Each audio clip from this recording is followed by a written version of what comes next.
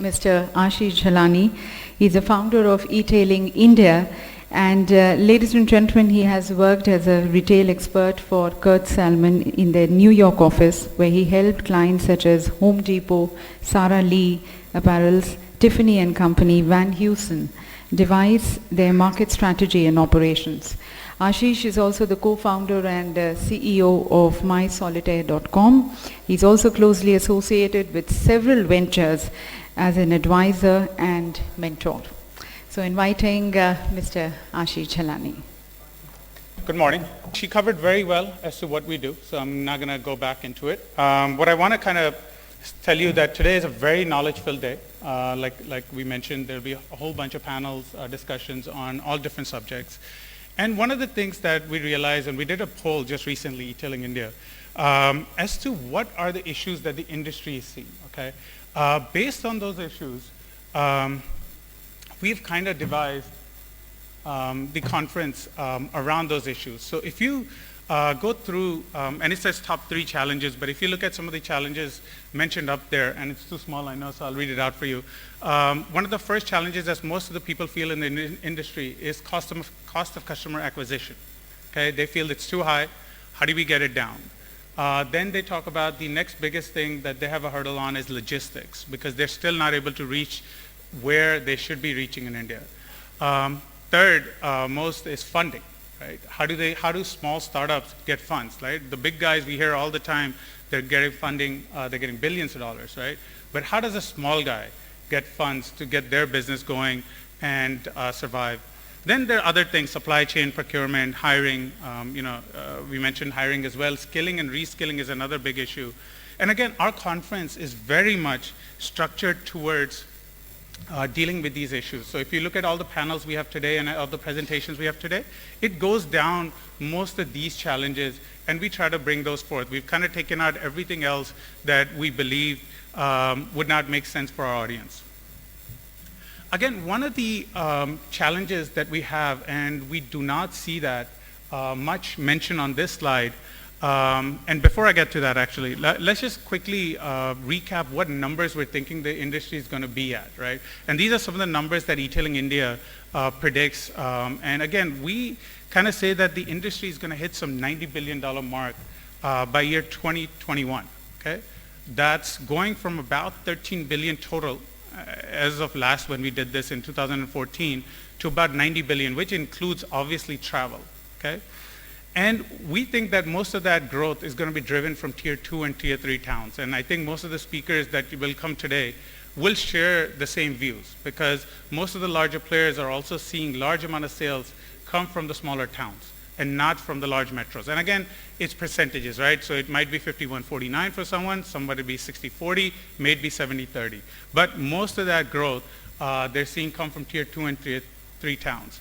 The other is the medium of that growth is changing, right? So instead of the laptops, the desktops, most of the growth tomorrow is predicted to come from mobiles. And that's something that we need to remember as we go through the day, because that's something you also want to ask our panelists and speakers, how are they looking at mobile as a medium to deliver e-com to their clients. Again, quickly, today e-com only stands at about 0.69% of country's GDP, okay? Nothing, right? But 2020, we think it's going to be closer to 3.5%, which now starts to make more sense, right? When you're a few percentage points of the GDP, now it's going to start making sense to you. The other thing we wanted to share was travel today kind of contributes about 70% of that $13 billion market that India has, okay? And we see that shrinking to almost 15% over the next few years, the next couple of years actually, which is a big deal for e-tailing, because not is only that the market growing, but the share of e-tailing compared to travel is predicted to grow. Again, I'm not going to go through the slide. Some of the major categories that we found, I know there's a lot of reports as to what top categories are out there and who's selling what. This is on average, we found that these are the top categories selling online. Electronics holding about 34% of it. Apparels and accessories 30%, books 15%. A lot of people might disagree with some of these numbers, but again, that's our research showing that these are the categories that we see that have the most market share online. Again, one of the issues that, or challenges that the industry faces today is how do you find vendors and service providers, right, that can actually give you products or services to launch your e-com or to expand your e-commerce business online. So what we've done, and we did this last year, is we launched something called Vendor Guide for Indian e-commerce, okay? Basically last year it was our first attempt, and what we had done with the Vendor Guide was kind of accumulate a list of about 500 companies, profiled a lot of them, and kind of distributed to tens of thousands of retailers and businesses in India, okay, through a digital medium as well as some print. This year, we launched the second edition of that guide. And we have a summarized version here today, so if somebody's interested, you can pick and look at the summarized version. The full version will be to be available on November 15th on our website, which will have more than 1,000 vendors and service providers of the industry, okay? That's a huge list, okay? And it's taken us almost a year from last year to accumulate that list. We've also profiled a good bit of them, so not only is it a directory or a listing, but we have profiled as to what they do, okay? Our next edition, probably next year sometime, we're thinking of taking a step ahead and actually giving you some rating to these vendors, okay? What is the feedback on them? Because we think that's one of the bigger challenges in the industry that nobody talks about, nobody mentions in a poll or in something that you ask them. But we think that finding the correct vendor for most of people out there is probably the biggest challenge. So again, we have the guide, starting in the abridged version now, probably about 100 of them I think we have in the guide we have today here. But when the 1,000 version launches online on November 15th, you're going to be able to download it free, and you're going to be able to use that guide to kind of find service providers in your area. Again, don't want to take too much time away from our other speakers. We're already running very late. So welcome again. Just want to kind of share that eTailing India as a brand, we're doing a lot of different stuff, research as well. So our numbers that you see, the guides that you see.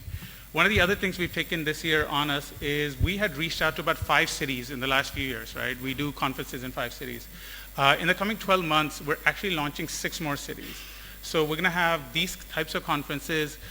Basically, our goal is to reach almost every corner of India with knowledge on e-com. We are trying to mobilize the ecosystem, making sure that everybody gets the knowledge and gets to connect and network so that they can come online. So again, towards the next few weeks, I think you'll be hearing a lot from us as to all the different cities we're going to be launching in. You'll probably see some banners outside, Ludhiana, Ahmedabad, Calcutta, some other cities as well. And one of the things that was mentioned that we partnered with IRC, which is Internet Retail Exhibition and Conference in the US. They're one of the largest in the world, 9,000 kind of attendees, about 500, 600 stalls. The only thing I want to share there is for the first time, India is going to have a pavilion there, okay? India's service providers have been going back and forth a lot of times, but they never talk about Indian e-com. They'll talk about Latin America, they'll talk about Europe, they'll talk about China. They never talk about India. This time around, we've partnered with them only on one condition, that we have not only a session on India, but we get a pavilion as well in the exhibition hall that highlights India's service providers and Indian companies so that the world can actually see that Indian e-commerce is now there to stay. So just wanted to share that with everyone. And now let's get the conference on the way. Again, welcome again. And we'll have a lot of different great speakers today. So please ask your questions, get your doubts out of your minds. All right, again, thank you everyone.